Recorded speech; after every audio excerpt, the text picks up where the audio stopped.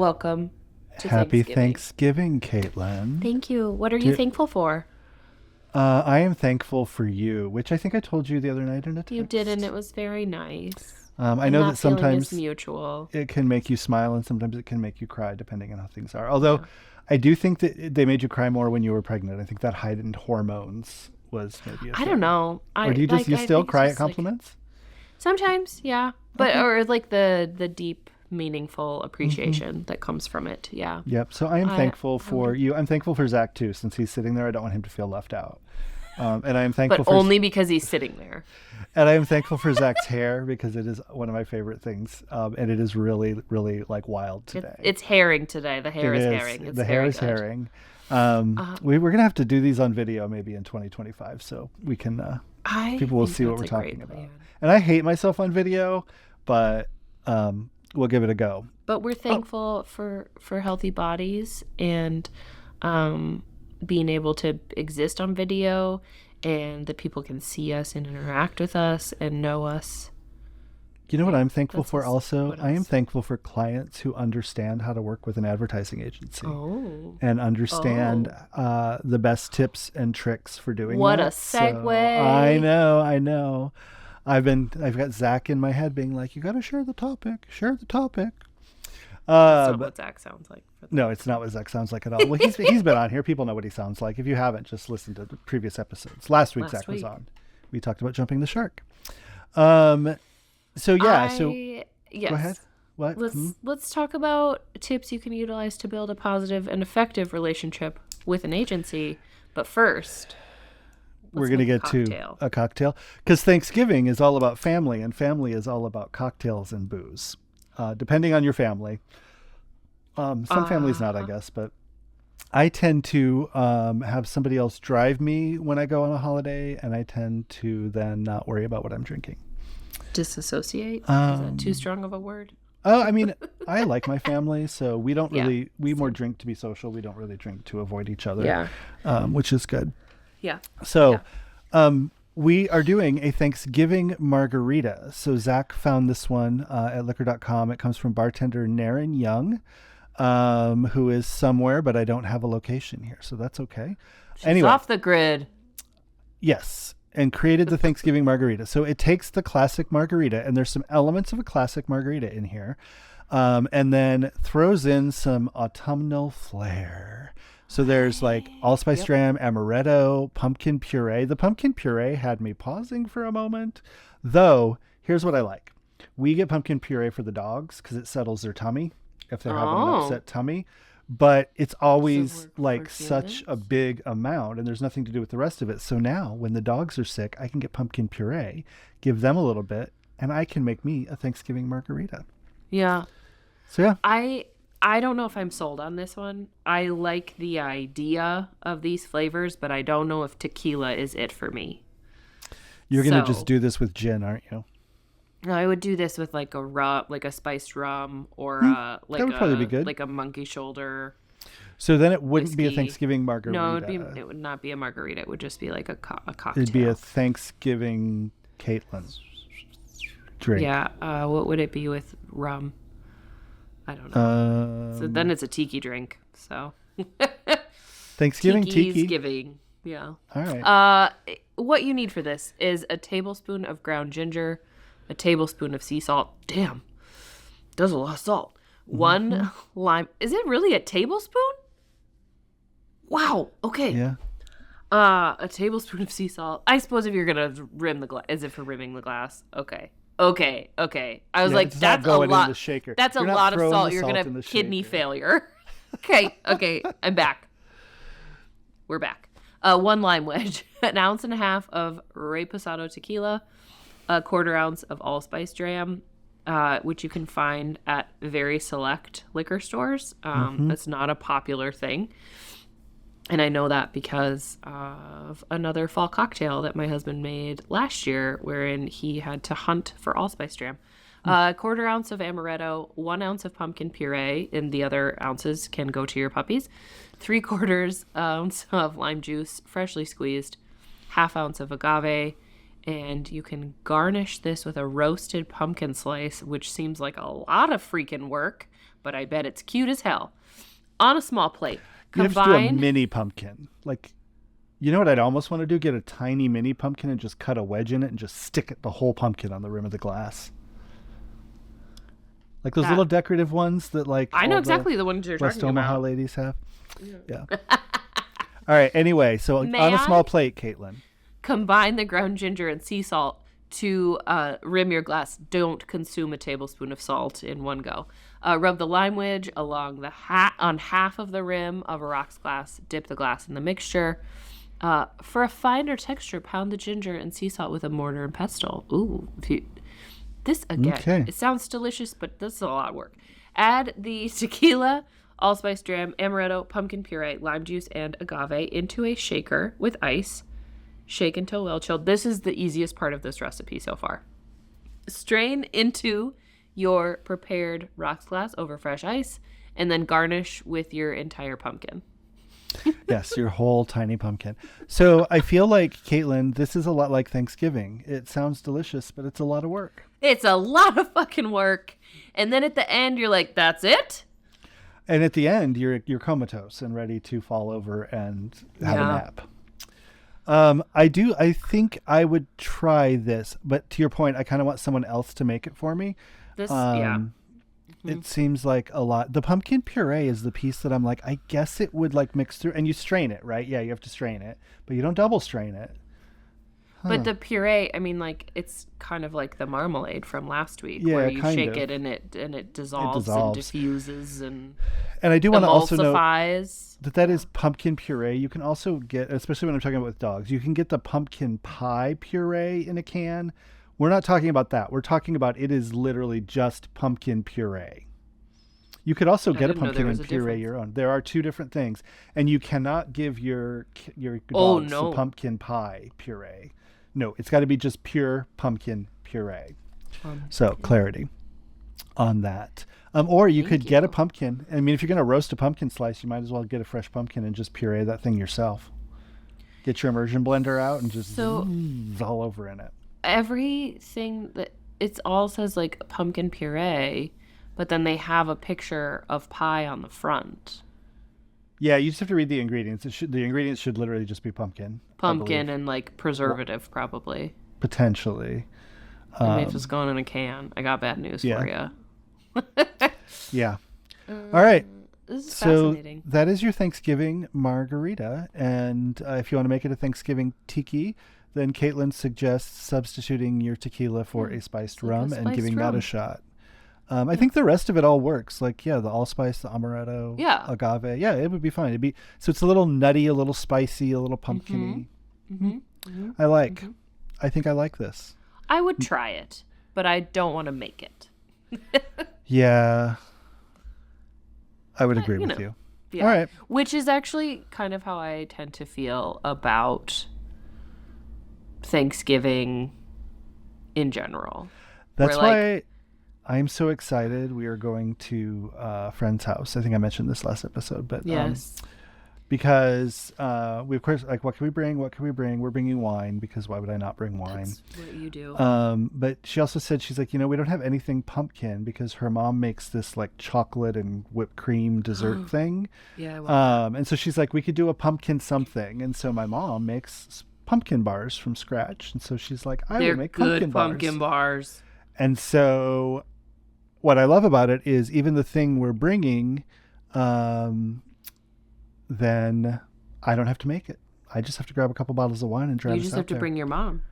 I could maybe get the ingredients for this drink and have the people there try it and record some sound bites for Zach so that he would have them. Wouldn't that be fun? That would be exciting. I'll see if I can do that. Maybe I'll do that. All right. Well, let's take a break and I'll think about that, and then we'll come back and do more episodes.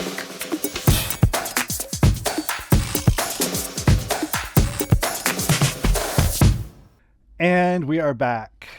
Like a bad dream. We're not a bad dream. No, you're not. No, now I've got the nightmare dressed like a daydream in my head again.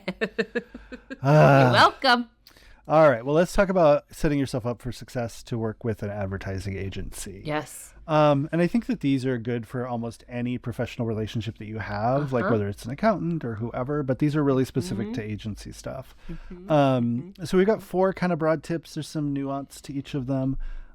First one, be realistic, have realistic expectations, and express your expectations. It's very hard in any relationship for somebody to meet an expectation that hasn't been stated. So, no one can read your mind. Definitely be open about that.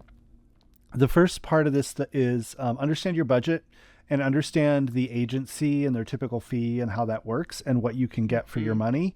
All agencies are different. We're kind of in the middle on fees. There are freelancers who are way cheaper than us and very small agencies. There's very large agencies that are 3 times our fee. So understand what you're going to get for that. And you can just even ask questions like, what's the size retainer for your typical client? Yeah. If you have a client doing X with you, what is the typical fee for that? They're going to be more than happy if you bring up a conversation, trying to have an honest, open conversation about budget. It is easy to tell them what your budget is and then talk about your goals and what you want to accomplish and then get a plan to accomplish what you want that fits your budget. And also hold them to it. Like if they say, like they should tell you if your budget isn't realistic. Like if it's like, oh, well, we can't really get where you want to get for that budget. That happens. And, you should have that conversation. It's also a lot easier to say, like, I have $5,000 for the next 2 months. How far can you get me? What could I do with that amount of money or that amount of time? Yep. And what would it take for me to do X and then also Y and Z?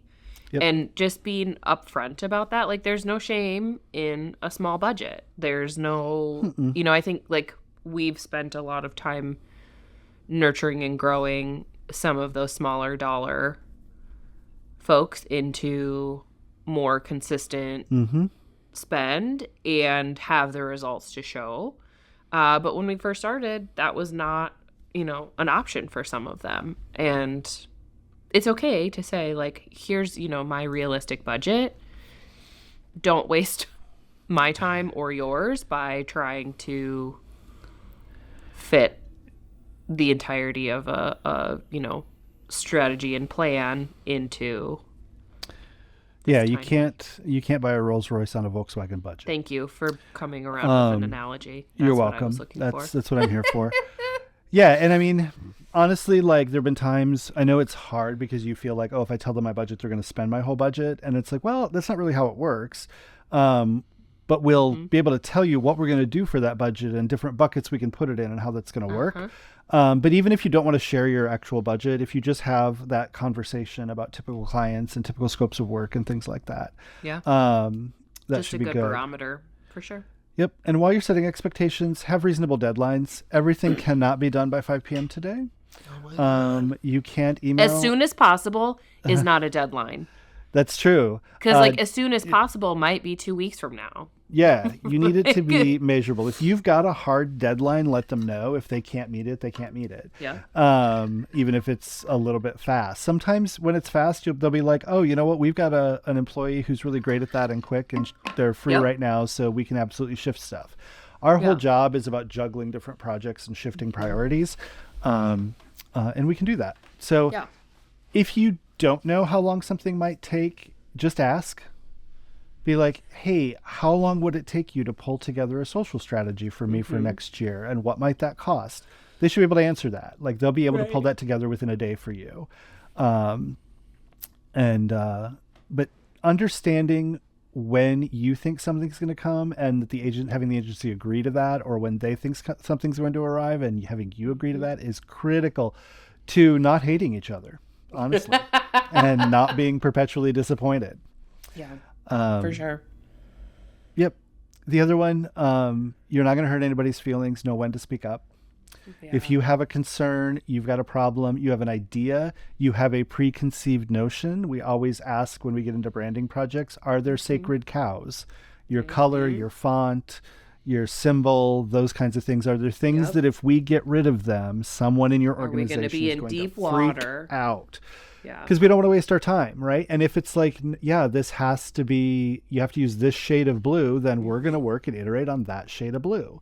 It's always blue. If there really is nothing and you want something, if you like, you're like, I completely hate this, please blow it up and start over from a blank sheet of paper. Let us know that. That's a whole different assignment than, create my logo with this specific color of blue and you must use a cow. Right. Like, so you're going to get a blue cow logo. Like, that's what's going to happen with that. Yeah. Yeah.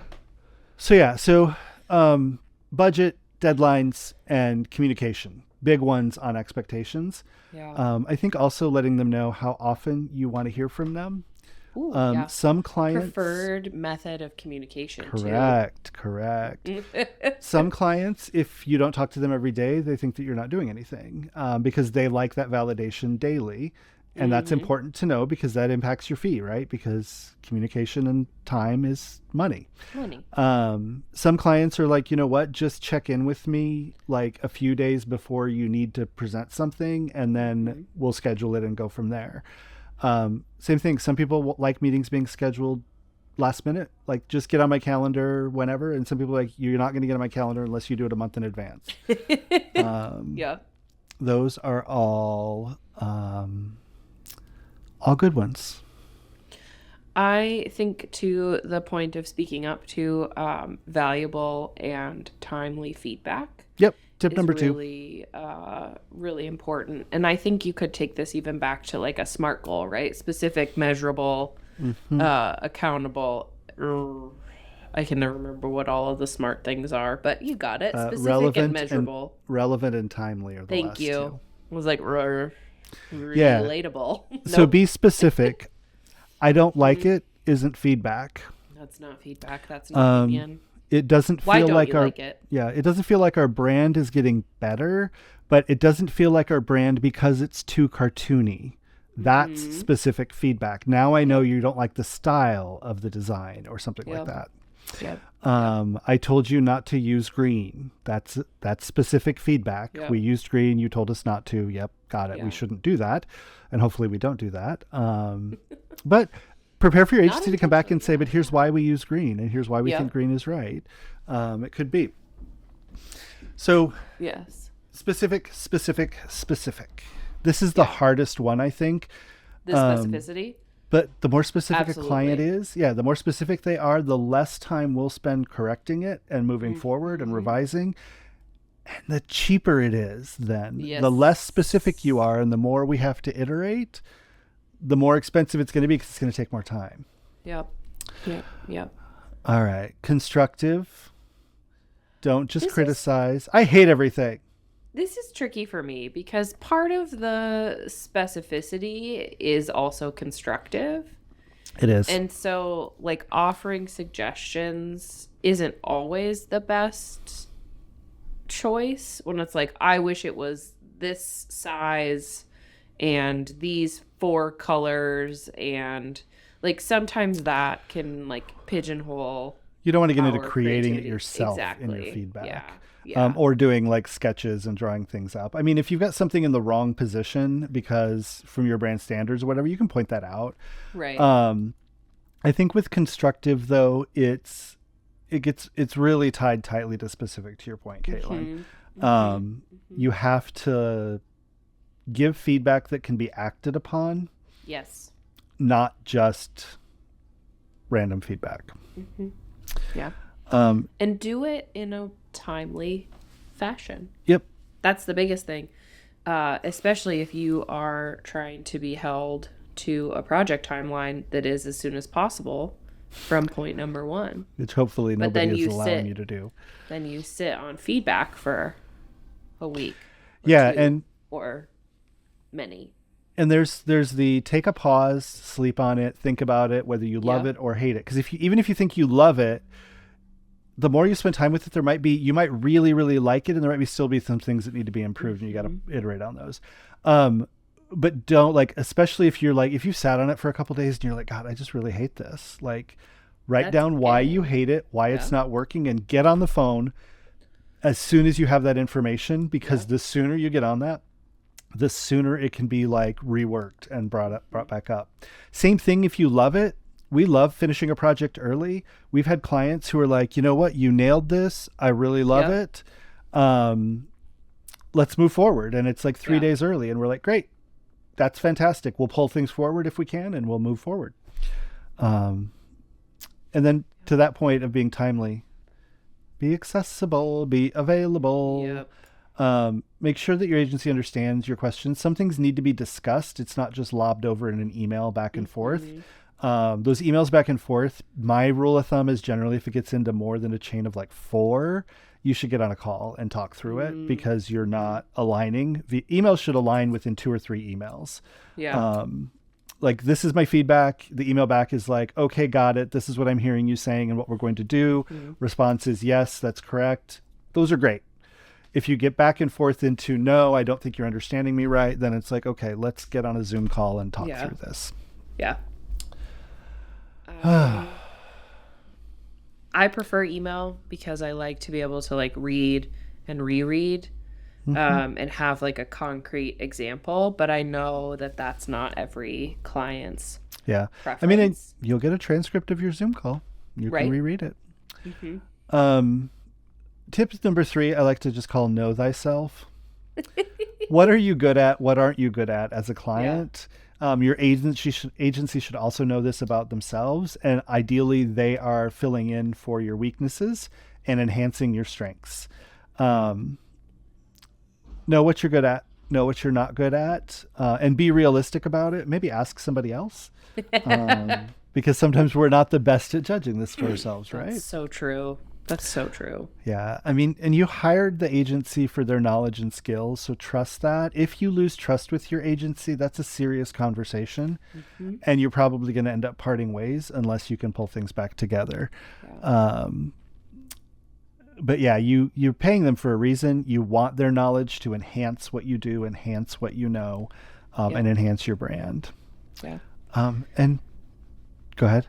As I say, number 4 to me kind of goes back to number 2, where you're providing clear direction. Up front That's at the beginning. Up front, but it's also happening throughout the process. Correct. And I had an experience where, this was just within the last couple of weeks, where, you know, we had initial feedback was, this is spectacular. And then the client kind of sat on it and said, actually, here are some things that are challenges for me. And, you know, we kind of spent some time explaining why we did some things a certain way and really kind of getting through that, like, challenging part where it was like we were maybe kind of missing the mark on both sides. And one of the things that I just tried really hard to do, like, I was nervous going into the meeting because, like, my whole job, right, is defending the client while also defending our supporting the creative goals. Yeah, right. And I love and care about the people that I work with, and so, like, that is almost always my first priority, is like supporting them and believing in their work. And then how do I, like, mediate basically between those two things when tensions are a little bit high. And I just called it out and I said, you know, I think we can really figure this out. We can work through this. And like having a tricky, sticky conversation is really going to just end up helping everybody on the other side of it, if you can get through that icky part. And truly it did. And it can strengthen the relationship then. You've been through some adversity. And I love, like, you've got the skills for that. You are uniquely qualified to do that. I mean, there's other people who can do it as well, but you do have the skills for that. You just got to channel your inner Brene Brown and work through it. And keep gentle parenting. Here are your choices. What would you like to do? Keep it open and positive, right? Like, moving forward. And so I like that, like, assuring them that, like, you know what, this isn't unsurmountable. We can work through this. We just need to have a really good discussion. That's a really good one. I like that. I think the other one... Sweet Zach says you're not just advocating for the creative team, you're advocating for what's best for your client. And that's that is really true. Fine. It is true. Are we gonna cry in the compliment corner now? Oh, Okay. no, oh no. I think making sure Exactly. the other one would be making sure the agency has all the relevant information up front. Yeah. So at the start of your project, Oh, the man, more I they forgot. know, yeah, the more you're injecting things as the project's going, the more you're risking rework, and rework means more money. $3. Yes, so you don't want to run Yeah. into that. Yeah. The last one is a great one. Clear communication channels. Ideally, a point of contact for communication and Girl. confusion. This one.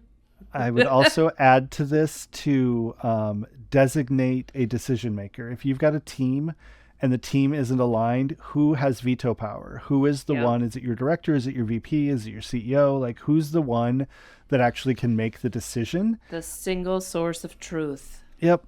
And there's a really great story, and I've told this a million times, with David Ogilvy way back in the day, where can't remember the brand, can't remember the details, but he basically went in with a pitch and sat down, and there were like 5 executives across the table from him. And I remember this. He put a bell in the middle of the table, like one of those ding ding, like at a hotel or whatever, bells. Dorothy loves that bell. They're fun bells. She rings it at Aldi every time. And I'm like, they're sitting right there. Anyway, sorry. So I'm sure they're used to that with kids. So anyway, he put a bell on the table, and he said, hey, to make this so we don't waste each other's time, if at any point either of us see a deal breaker and determine we can't work together, ring the bell. And no hard feelings. We'll just walk away, and it won't work. And they were like, okay. They had a couple of conversations, and he said, okay, my first question is, who is the decision maker on this marketing account? And the 5 people across the table said, oh, we all are. David Ogilvy rang the bell, Ding! Walked out. You can't have 5 people making a decision. You can have 5 people giving input. You can have multiple points of view, but somebody has to make the decision. And clearing that out up front is very, very, very important. Yeah. Yeah. Well, and it just it stresses me out. Mm-hmm. I'm like, oh, it makes me something. It also, like, in, past relationships that have gone sideways. Sour. Yeah, sideways is maybe better.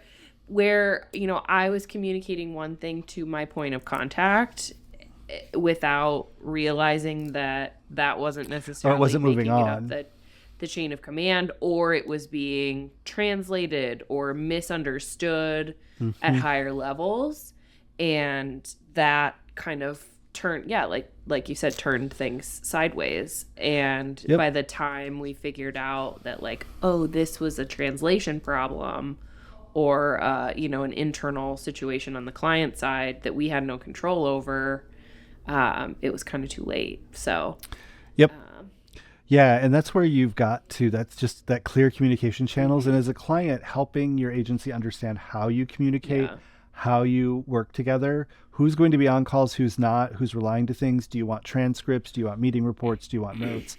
Like, how does that work so that you make sure you don't get in that he said, she said situation or anything like that? Yeah. Those are good ones. So basically, be realistic, give valuable and timely feedback. So be honest, be open, be punctual, know thyself, and make sure the agency understands that. And then clear direction, clear communication all around. So those are some subsets, but four good tips to just have a really good relationship. And honestly, if you hit these things out of the gate, you're going to be set up for success with your agency, and they're going to feel better, and they're going to take the appropriate risks for you, and they're going to push things forward. And you're going to get great results, All right. That the communication piece is just the biggest one for me. Like, we don't know. It is the biggest one. 100%. Yeah. I love it. You can always find us at Antidote_71. Yeah, we're on the threads now, Caitlin. Did you know that? We are? We are on the threads, thethreads.net. I think we're not calling it the threads. I'm calling it the threads. Okay. Is this the geriatric? It's like the interwebs. On the interwebs on the threads. No. I don't think we've posted anything on threads yet, but we do have an account there. We are not on Blue Sky yet, but I probably need to correct that. So. Don't do that. Do we need another account? Yeah, I mean, Blue Sky's where all the Twitter refugees are going right now. 1 million of them signed up one day last week. Twitter refugees. Mm-hmm. Imagine the comparison. I don't know that we have time for that. You can still find us at Antidote _71. And if you have a question you'd like to send our way, you can go to ctapodcast.live to send us an email. Or, and this is the most exciting one, you can leave us a voice message on our hotline at 402-718-9971. Are you like a little interrupting cow over there? Moo. Your question will make it into a future episode. And if you are one of the first 10 folks to give us a jingle, we'll send you a little free gift. And since we started that promotion, we are at 0 calls. So don't tell. I mean, well, it could still be you. Yeah, it can be you. It could be you and 9 of your close friends if you all get together. You could get all your Christmas shopping done if you. Oh, you could just give people our cocktail book. Just like call in with a different alias, like ask us 10 questions. You'll get 10 copies. Just let us know so we can put them all in the same envelope and not have to pay all that postage. Please save us the shipping. That would be great. All right, and we will be back. We are into the holidays, but I think we're going to power through the holidays every week. We'll let you know if we skip an episode here or there. But the current plan, oh my goodness, I am a hot mess today. The hiccups. I know. We're going to do a little hot toddy. And I think that's what I need to cure my hiccups. Yeah. And we are going to, without consulting with each other, predict some digital marketing trends for 2025. I have my first one already. I think Zach wanted us to each come with 3 just in case, and he's going to bring one. I think I'm two to 3. 2 to 3. Okay. I think I'm going to be okay with 2. I might be okay with 2. I feel like that's going to fit the time anyway. So yeah. All right. So we will see you next week with the hot toddy as we get into the holiday season deeper, and happy digital Thanksgiving. Marketing trends. Yeah. Happy Thanksgiving.